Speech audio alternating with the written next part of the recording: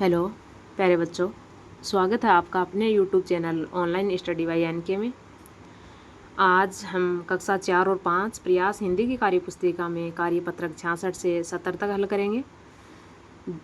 कार्यपत्रक 66 में दक्षता है व्यवहारिक व्याकरण, विषय वस्तु में आए विलोम व युग्म शब्दों की पहचान कर लिखे पाना।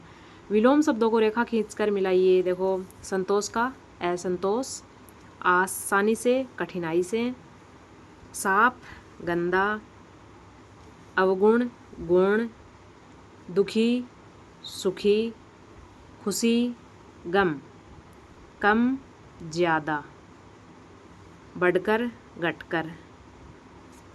दूसरा प्रश्न है, गद्यांश को पढ़िए। उत्तानपाद के 2 रानियां थी, दोनों के एक एक पुत्र थे। इतने में खेलते खेलते ध्रुव भी वहां आ पहुंचा। वह सिसक सिसक कर रोता ही रहा। सुनीति के बार बार पूछने पर उसने राज दरबार वाली घटना बताई। इसमें एक एक खेलते खेलते शब्द आए हैं। देखो, एक एक खेलते खेलते शब्द आए हैं। इसी तरह आप जोड़े वाले शब्द नीचे खाली जगह में भरिए। ये यहाँ पर कुछ शब्द दे रखे हैं जोड़े वाले। जब जब, अभी अभी, धीरे धीरे, तेज तेज, बार बार। बिल्ली बार बार मेरे घर में रखा दूध पी जाती है। जब जब सोहन मेरे घर आता है तो मेरे साथ खेलता है।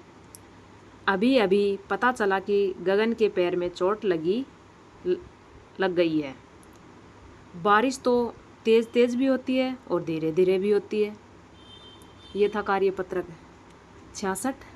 अगला कार्यपत्रक 67 में जाने से पहले आपसे एक छोटी सी रिक्वेस्ट है। अगर आपने अभी तक चैनल को सब्सक्राइब नहीं किया है तो प्लीज़ पहले सब्सक्राइब करें और वीडियो में एंड तक बने रहें। वीडियो अच्छा लगे तो प्लीज़ लाइक ज़रूर करना। कार्यपत्रक 67 में दक्षता है कहानी व कविता को पढ़कर प्रश्नों के उत्तर दे पाना। इस कहानी को पढ़िए और नीचे लिखे प्रश्नों के उत्तर दीजिए। एक किसान था, उसके घर में एक चूहा रहता था। वह किसान का अनाज खाता था, मगर किसान उसे कभी परेशान नहीं करता था। एक दिन रात में किसान के घर चोर आया। किसान सो रहा था और चोर उसकी अलमारी खोल रहा था। चूहे ने उसे देख लिया। चूहा झट से रसोई घर में गया। वह रसोई के बर्तन नीचे गिराने लगा। बर्तन गिरने की आवाज़ से किसान जाग गया। उसने चोर को देखा। चोर भागने वाला था, मगर किसान ने उस चोर को पकड़ लिया। चोर चोरी नहीं कर सका। यह देखकर चूहा बहुत खुश हुआ। प्रश्नों के उत्तर लिखिए। किसान के घर में रहता था चूहा। चूहा खाता था अनाज। चूहा बर्तन क्यों गिरा रहा था?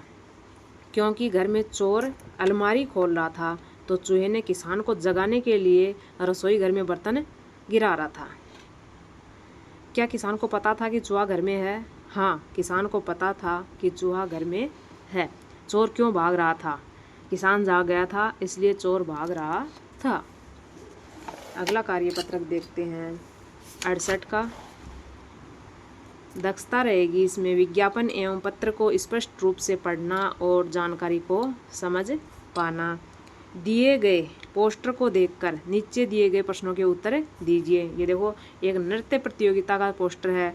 आयु सीमा इसमें रहेगी 6 से 14 वर्ष के बच्चे। स्थान है जयपुर। संपर्क करें अवश्य। मोबाइल नंबर ये दे रखे हैं। आवेदन करने की अंतिम दिनांक है इसमें 12 दिसंबर 2023। ऊपर दिया गया पोस्टर किस पर आधारित है? नृत्य प्रतियोगिता पर। प्रतियोगिता में आवेदन की अंतिम दिनांक क्या है? देखो, 12 दिसंबर 2023। 12/12/2023। किस आयु वर्ग के बच्चे इसमें हिस्सा ले सकते हैं? 6 से 14 वर्ष के। दूसरा है अपूर्ण पत्र को पूरा कीजिए। देखो, ये एक पत्र है। इसमें राधा कृष्ण नगर जयपुर 20 सितंबर 2024। प्रिय सखी निधि, नमस्ते। तुम कैसी हो? मैं कुशलतापूर्वक हूँ। आप भी कुशलतापूर्वक होंगे। आपके दादा दादी, मम्मी पापा सब कैसे हैं? सब कैसे हैं? आप यहाँ मिलने कब आ रहे हो? मुझे आपका इंतज़ार रहेगा। भाई बहन को मेरा नमस्ते कहना। आपकी सखी सुरेखा। ये था कार्यपत्रक 68। अगला कार्यपत्रक देखते हैं 69 में दक्षता रहेगी चित्र देखकर इष्टानुसार प्रश्नों के उत्तर दे पाना। अब देखो, यहाँ पर ये एक चित्र दिया हुआ है। ध्वजारोहण हुआ, झंडा फहरा रहा फहरा रहा है। और देखो ये बच्चे कुछ तो प्रार्थना कर रहे हैं, कुछ गा रहे हैं, कुछ खेल रहे हैं। चित्र में क्या हो रहा है लिखिए। इस चित्र में ध्वजारोहण हो रहा है। कुछ बच्चे प्रार्थना कर रहे हैं, कुछ गा रहे हैं, कुछ बच्चे नाच रहे हैं, कुछ खेल रहे हैं। अगला है दूसरा, इस दिन तुम अपने स्कूल में क्या क्या करते हो लिखिए। यानी ये क्या है, स्वतंत्रता दिवस का दृश्य है, ध्वजारोहण हो रहा है। तो इस दिन स्कूल में क्या करते हैं, हम विद्यालय की साफ़ सफाई और सजावट करते हैं, अतिथियों के बैठने और पानी पिलाने की व्यवस्था करते हैं, साथ ही जो भी जिम्मेदारी दी जाती है उसका निष्ठापूर्वक निर्वहन करते हैं। ये सब करते हैं, जो भी यहाँ पर कुछ करते हैं वो यहाँ पर हम लिखेंगे। अगला कार्यपत्रक है 70 का।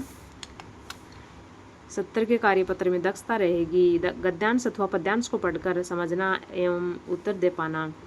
निम्नलिखित कविता को पढ़कर नीचे दिए गए प्रश्नों के उत्तर दीजिए। पर्वत पर से नदी उछलती मैदानों में आती है, हरियाली की चुनरधानी खेतों में लहराती है, मोती जैसे दाने हंसते हर गेहूं की बाली के, हल्की नोक लिए लिखते हम गीत यहाँ खुशहाली के। ये एक कविता दे रखी है अपने खेतों का बखान करते हुए, अपने देश की भौगोलिक स्थिति का बखान करते हुए। यानी पर्वत पर से नदी उछलती, फिर मैदानों में आती है, हरियाली की चुनरदानी यानी खेत क्या रहते हैं, हरे भरे, मोती जैसे दाने हंसते हर गेहूं की बाली के, यानी गेहूं पर जब बाली आती है उसमें गेहूं के दाने होते हैं तो मोती जैसे लगते हैं वो, मोती जैसे दाने हंसते हर गेहूं की बाली के, हल्की नोक लिए लिखते हम गीत यहाँ खुशहाली। यानी किसान हल चलाता है, उसकी नोक से क्या होता है, वो फसल बोता है, वो नोक लिए लिखते हमें गीत यहाँ खुशहाली, यानी उससे फिर फसल होती है, फिर खुशहाली आती है। नदी मैदानों में कहाँ से आती है, पर्वत पर से। खेतों में क्या लहराती है, हरियाली की चुनरधानी लहराती है। अगला है खुशहाली के गीत किससे लिखने की बात कही गई है, हल्की नोक से खुशहाली के गीत लिखने की बात कही गई है। दूसरा प्रश्न, निम्नलिखित गद्यांश को पढ़कर नीचे दिए गए प्रश्नों के उत्तर लिखिए। जी हाँ, मैं सड़क हूँ, मिट्टी पत्थर और डामर से बनी हुई हूँ, एक बड़े अजगर की तरह मैदानों जंगलों और पहाड़ों के बीच से गुजरती हूँ, पेड़ों की छाया के नीचे से होकर मैदान को पार करती हुई गाँवों को शहरों से जोड़ती हूँ। यानी सड़क अपने बारे में कह रही है, ये सड़क के बारे में है।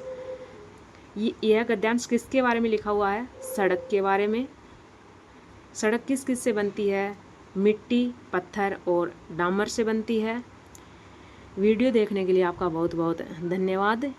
वीडियो अच्छा लगा हो तो प्लीज़ लाइक ज़रूर करना, और अगर चैनल को अभी तक आपने सब्सक्राइब नहीं किया तो प्लीज़ सब्सक्राइब करो अभी, और अपने दोस्तों के साथ वीडियो को शेयर ज़रूर करना। धन्यवाद।